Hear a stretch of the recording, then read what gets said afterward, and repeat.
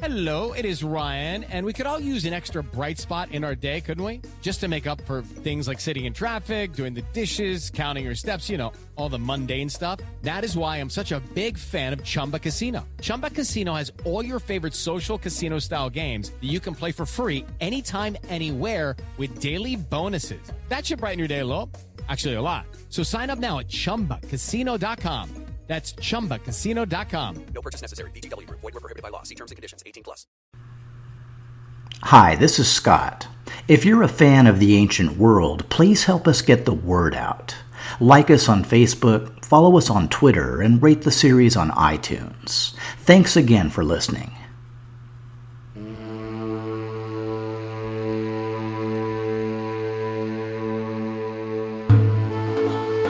The Ancient World Bloodline. Episode B21, Betrayal. In 72 AD, Gaius Julius Sohaemus had ruled as priest king of Emesa for nearly 2 decades. He'd supported Nero and Corbulo in the war for Armenia, then Vespasian and Titus in the war for Judea. His Hemesani archers were famed throughout the Roman East. The territories he governed, Emesa and Sophene, were wealthy and strong. And his queen Drusilla had given him a son, who was nearly a man himself. Shamash had even granted him the wisdom to choose the winning side during the chaos of 69 AD. In fact, Sohaemus had learned it was the sun god who'd given Vespasian victory. After the troops of Vespasian and Vitellius had fought a long night battle, the sun finally rose over the field. Vespasian's Third Legion, who'd served in the east, turned to salute the sun god per the Syrian custom. Vitellius's troops thought their enemy turned to welcome reinforcements and took flight, surrendering the field and, soon enough, the empire. After Jerusalem's fall in 70 AD, Sohaemus had returned to Emesa, to his home, his family, and his people. From there, he kept updated on Titus's movements, from Caesarea to Berytus and on to Zeugma, where he was gifted a golden crown by King Vologases I of Parthia. Sohaemus understood that Vologases had also offered 40,000 archers to support Vespasian against Vitellius. In the end, they hadn't been needed, but it was a generous gesture from a former enemy. In 71 AD, Titus had sailed for Rome to share a triumph with his father. As the two rode through the capital in a golden chariot, Titus's younger brother Domitian rode beside them on a white charger, the new royal family in full imperial glory. Honors had poured over the Flavians like fine Falernian wine. Vespasian and Titus both granted tribunician authority, Titus and Domitian both declared Caesars, and Titus and Tiberius Julius Alexander, the former Egyptian prefect, both made prefects of the Praetorian Guard. Stability was what the Romans craved, and what the Flavians planned to provide, which was no surprise considering the chaos of the past few years. Sohaemus was intimately familiar with the Roman-Jewish War, and had also followed the bloody infighting of the Year of the Four Emperors. But as it turned out, those events had only been the start. In 69 AD, the fall of the Julio-Claudians had summoned an ancient shade. The setting was a revolt by the Batavi, a sub-tribe of the Chatti based in the Rhine Delta. The Batavi were led by a local prince who'd served as an officer in the Roman auxiliaries. His name was Gaius Julius Civilis, and he claimed descent from no less a figure than Julius Caesar himself. When Vitellius left the region to fight Otho, then Vespasian, Civilis launched an uprising against Roman authorities, one that eventually led to the destruction of 2 Roman legions. The conflict dragged on for the better part of a year, and was only ended after Jerusalem fell. With eastern legions now available to crush his revolt, Civilis had wisely reached an agreement with Vespasian. Also in 69 AD, a man named Onesitus had led a rebellion in the Black Sea territories of Colchis and Pontus. Onesitus was a freedman of the former Pontic king and current Cilician king Polemon II, also known as Sohaemus' brother-in-law. Anyway, in support of Vitellius, Onesitus had turned pirate and destroyed the Roman fleet in the Black Sea, a fleet loyal to Vespasian. Soon afterward, he'd been captured by local tribesmen, turned over to Vespasian's soldiers, and executed. The same year, another revolt broke out with an even stranger connection. The former Judean procurator Lucius Albinus, the guy who'd emptied out the prisons, had been made governor of Mauritania Caesariensis by Nero. That's the eastern part of Mauritania centered on Caesarea. The short-lived Emperor Galba had also given him control over Mauritania Tingitana, the western part centered on Tingis. Meaning Albinus was the first man to oversee a united Mauritania since Drusilla's father, King Ptolemy I. In addition to his conventional forces, which were already considerable, Albinus also recruited a large number of Mori tribesmen. When Galba died and war broke out between Otho and Vitellius, Albinus backed Otho and used his army to threaten Vitellian Spain. At this point, Albinus got a bit drunk on his own power and started referring to himself as King Juba. In response, the Vitellian governor of Spain sent centurions across the strait to sway Mori tribesmen to their side. And I assume we're talking about huge bribes. Either way, it worked, and Albinus, or Juba, was assassinated shortly after. These distant revolts were mainly curiosities, and never came close to touching Sohaemus' family. At least until 72 AD, when Roman messengers arrived from Antioch. The new Syrian governor Sicinius Petus claimed he'd uncovered a plot for a local rebellion, one designed to give the Parthians easy passage across the Euphrates. Petus had been given permission to call up local auxiliaries and strangle the revolt in its crib.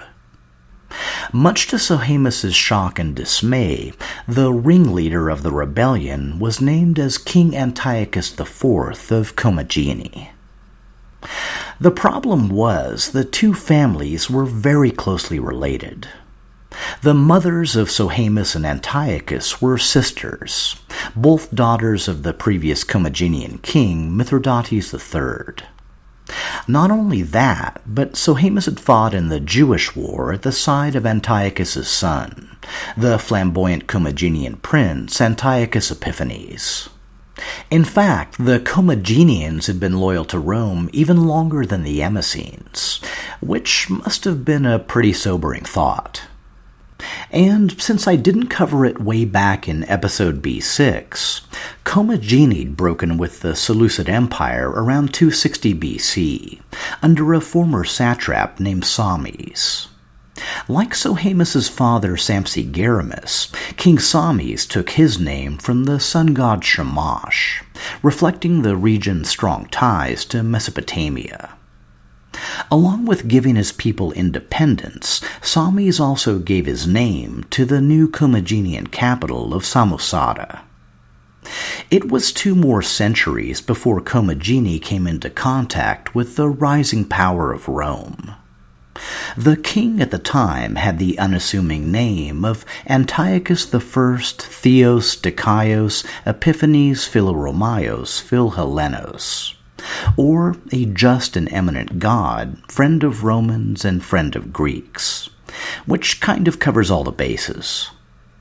Like other Eastern kings, Antiochus I allied himself with Pompey the Great, and was soon granted triumphal regalia and declared a loyal client king by the Roman Senate.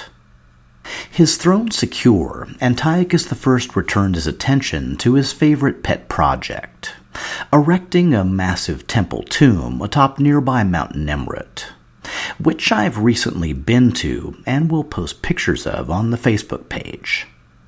Anyway, late in his life, there was a bit of ominous foreshadowing.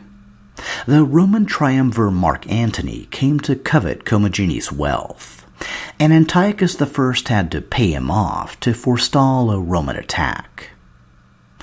Given the long Commagenean history of dedication to Rome, Antiochus IV's betrayal seemed pretty far-fetched, especially when you considered that the Parthian king Vologases was practically a Roman ally, and it offered both men and backing in Vespasian's bid for the throne.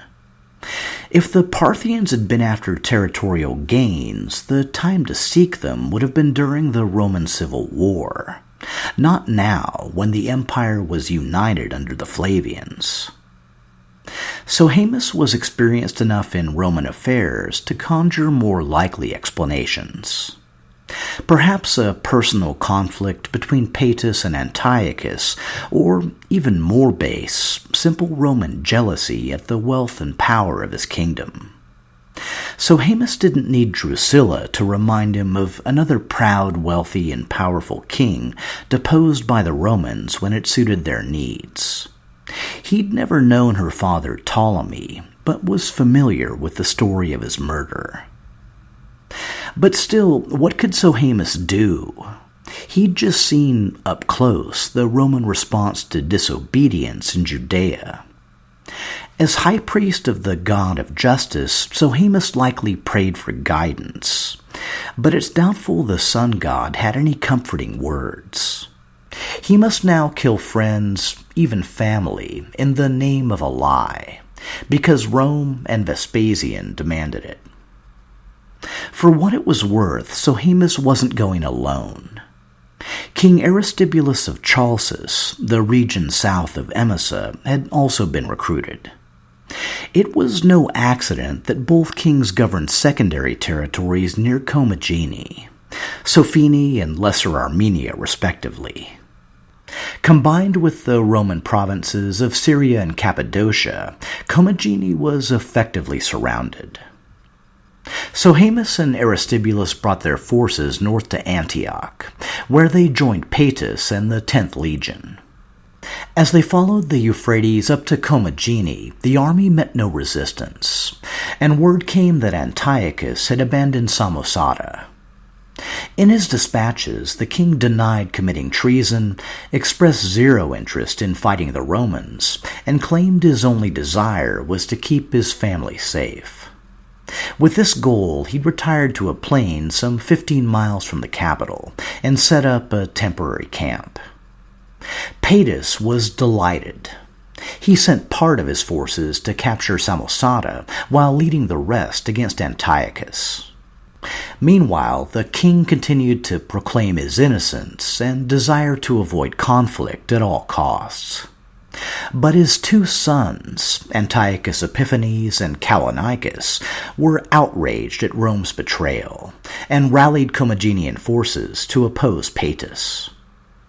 The Commageneans fought the Romans to a standstill, with both princes showing great courage and skill. But knowing the next day would only bring more bloodshed, Antiochus made a painful decision. The only way to end the fighting was to abandon his sons, his soldiers, and his home. Late that night, King Antiochus IV took his wife and daughters and fled to Cilicia. As he had likely surmised, the Commagenean army lost heart when they learned of his absence, and soon surrendered to the Romans. Only Epiphanes and Callinicus refused to bow. With a small company of horsemen, they broke away from the Romans, crossed the Euphrates, and rode east for Parthia. In their wake, Petus sent a centurion to arrest Antiochus, put him in chains, and send him to Vespasian in Rome.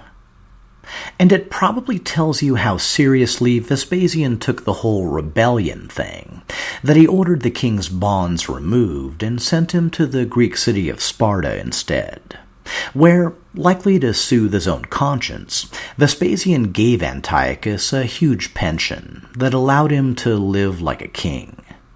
Except, of course, he wasn't a king, which was pretty much the whole point. And, though it would have been rude to point out, the pension was just a fraction of the enormous wealth looted by Rome from the Commagene treasury. Meanwhile, Antiochus's two sons remained in Parthia, in the court of King Vologases I. When they learned their father had been spared, Antiochus Epiphanes begged Vologases to intercede with the Roman emperor and allow them to see him again. With Vespasian's blessing, the princes came west, Antiochus came north from Sparta, and the family was reunited in Rome. In fact, they'd continue to live there, well respected and supported by the Flavians, for the rest of their lives. Despite some relief at the minimal bloodshed, the whole affair must have been bitter for Sohaemus. Of course, he knew the history of his own kingdom, and how the first Emesene rulers had gotten their start as hatchet men for Rome. But that was different than deposing his own cousin for the sake of Roman avarice. Avarice that appeared to see no limit at the Euphrates. Commagene had barely been provincialized before Sohaemus learned of plans to make Samosata a legionary base. A few miles distant, Vespasian erected a new Roman bridge, one which I also recently visited and will post pictures of on the Facebook page. The emperor also commissioned a new road linking Roman-allied Palmyra to Sura on the Euphrates. As it just so happened, all these arrangements would be very useful for a future Roman push into Parthia. But at the moment, the Romans were far down the list of Parthian concerns. Back in Emesa, Sohaemus learned of a massive invasion of northern steppe tribes into Media Atropatene. I mentioned way back during the Armenian conflict that Vologases had been forced to put down a rebellion in the Parthian territory of Hyrcania. Apparently, the Hyrcanians still bore a grudge, and agreed to let a tribe called the Alans invade Media through their territory. The Alans were a Central Asian Aryan tribe connected to the Sarmatians. There are also possible links to both the Masagatai, the tribe who'd killed Cyrus the Great, and to the Kushan Empire mentioned a few episodes back. While the Kushans are associated with the Central Asian Yueshi tribe, the Alans are linked to the neighboring Yankai.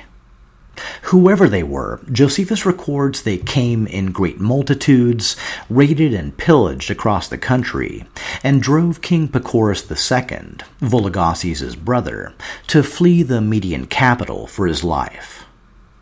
Moving west into Armenia, the Alans were confronted by the armies of Vologases' other brother, King Tiridates. But even his forces proved inadequate to halt the invasion, and Tiridates himself was nearly captured. As the Alans went on to plunder Armenia, Vologases wrote to Vespasian requesting aid. But Roman friendship didn't necessarily translate into legionary support, and Vespasian let his letter go unanswered. In the end, the Alans got their fill of pillage and plunder and returned north of their own accord. The final conflict to wind down in the region was the pacification of Judea. After the fall of Jerusalem, Titus had delegated mop-up operations to a legate named Lucius Bassus, who'd captured both Herodium and Machaerus. But soon afterwards, Bassus died, and it fell to his successor, Lucius Flavius Silva, to take the final zealot stronghold of Masada. The hilltop palace had been built by the Hasmoneans, then fortified during the reign of Herod the Great. It now served as a refuge for 1,000 Jewish holdouts, a mix of uber-extremist Sicarii and ordinary Jews fleeing Jerusalem's destruction. Silva surrounded Masada with a force of 15,000, built a fortified wall facing toward the plateau, then slowly drove a ramp up its western face. Months later, in 73 AD, the ramp was finally ready.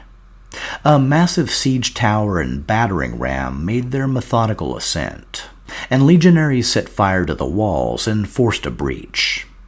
Preparing to engage Sicarii fighters in a battle to the death, the Romans were astonished at what they found. Each of the 1,000 Jews at Masada was already dead at the hands of their companions. As the first to revolt and last to endure, the Sicarii had chosen death over subjugation to Rome. Lying among the fallen was their leader, Eleazar ben Yair, a descendant of Judas of Galilee and Hezekiah the bandit chief. Hearing the news at his court in Emesa, it's hard to gauge whether Sohaemus would have admired Sicarii courage or mocked their fanaticism. Either way, their final stand presented an uneasy contrast to his own subservience to Rome. If the Emesene priest-king was troubled by such thoughts, his discomfort was mercifully brief. In 73 AD, King Gaius Julius Sohaemus died, leaving behind his wife Drusilla, formerly of Mauritania, and his 18-year-old son Gaius Julius Alexio. Soon-to-be priest-king Gaius Julius Alexio? Well, let's not be hasty. The same Roman officials sent to pay their respects were likely the ones who broke the news. Upon Sohaemus's death, the emperor decided that the territory of Emesa was to be absorbed into the province of Syria. Its army would be disbanded, its treasury put under Roman control, and all future decisions would be made from Antioch. It was nothing personal. The southern kingdom of Chalcis was undergoing the same process, as were the two dependent territories of Sophene and Lesser Armenia. In fact, a year later, on the death of King Polemon II, Cilicia would also be provincialized. The Flavian drive for direct rule likely had several causes. There was the general craving for stability, Vespasian's preoccupation with maximizing Roman revenues, and a desire to consolidate in preparation for further conquests. Either way, from a Roman perspective, it was simply an idea whose time had come. Not to say the policy was universally applied. Client kings were retained along frontiers with restless tribes, such as in Caucasian Iberia, Albania, and Colchis, and Nabatea in the deep south. And of course, there were special cases. In 75 AD, King Herod Agrippa II arrived in Rome, along with his sister Berenice.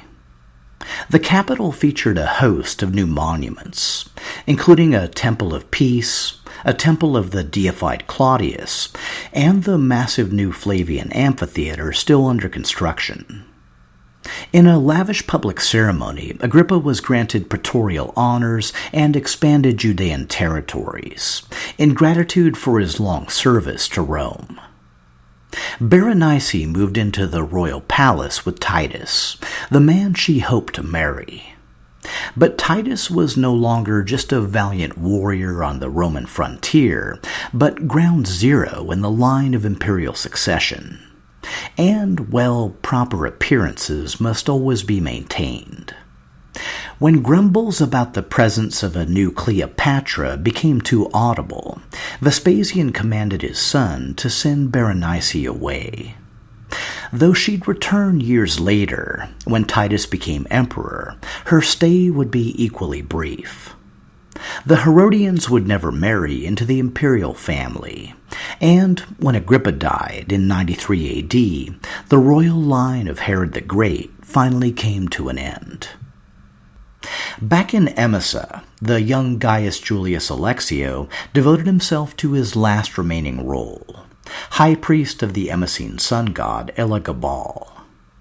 His marriage to a Syrian noblewoman had also produced a son, named Gaius Julius Fabius Sampsigaramus III Silas, or just Silas for short.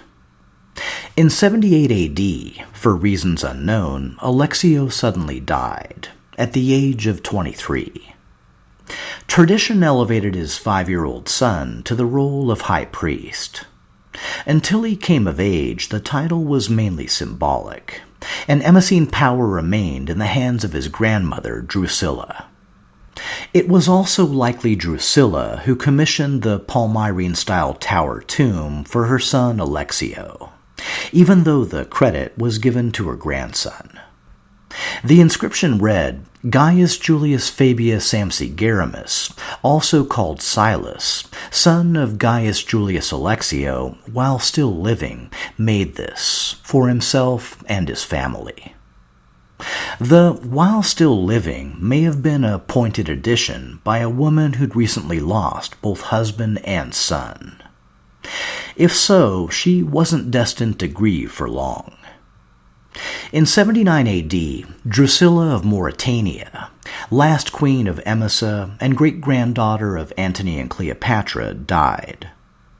With her passing, it fell to 6-year-old Silas to carry their family forward for another generation. By now, being abandoned at a young age was practically a family birthright. Still, the year of Drusilla's death held a number of troubling signs. Vespasian also died in 79 AD, a year after his frenemy Vologases I. While the ascension of Titus to Roman emperor was fairly seamless, Parthia had erupted into bitter civil war between Vologases' brother and son. And while we're speaking of eruptions, let's not ignore the massive volcano in the room. The fall of 79 AD saw the violent awakening of Mount Vesuvius, spewing molten rock, thick ash, and fiery death across a large swath of Campania. In the words of Pliny the Younger, who lost his uncle to Vesuvius, people bewailed their own fate or that of their relatives, and there were some who prayed for death in their terror of dying. Many besought the aid of the gods, but still more imagined there were no gods left, and that the universe was plunged into eternal darkness forevermore. For a young priest of a sun god, it would have been an ominous vision.